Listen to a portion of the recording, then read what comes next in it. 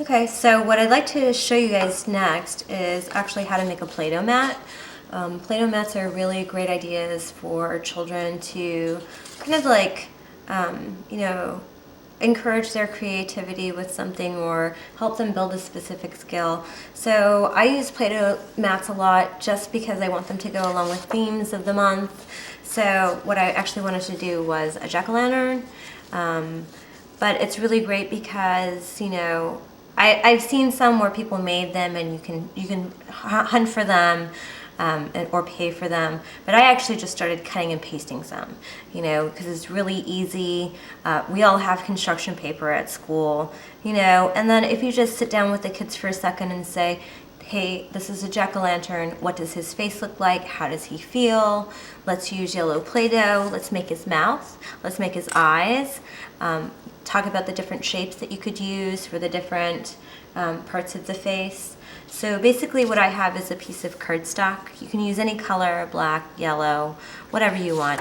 And I just cut out a pumpkin shape and I added a little bit of detail. Sometimes I'll actually even go ahead and print out like a, kind of a sentence as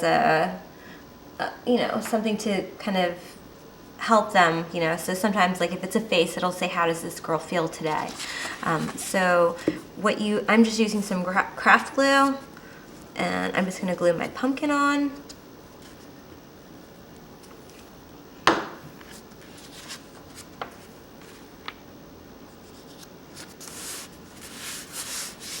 And then I actually made a stem, so I'll just glue the stem on too.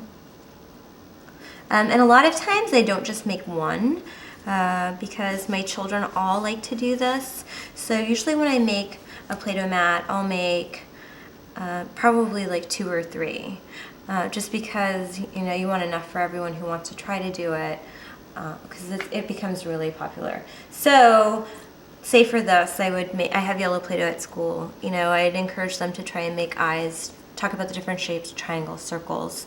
Could we use triangles to make a mouth? Are there leaves? Is there a vine? One thing that you might want to do though, definitely, I work with 2-year-olds, so I use cardstock just because it's a little bit, it's way more durable, and I always laminate it.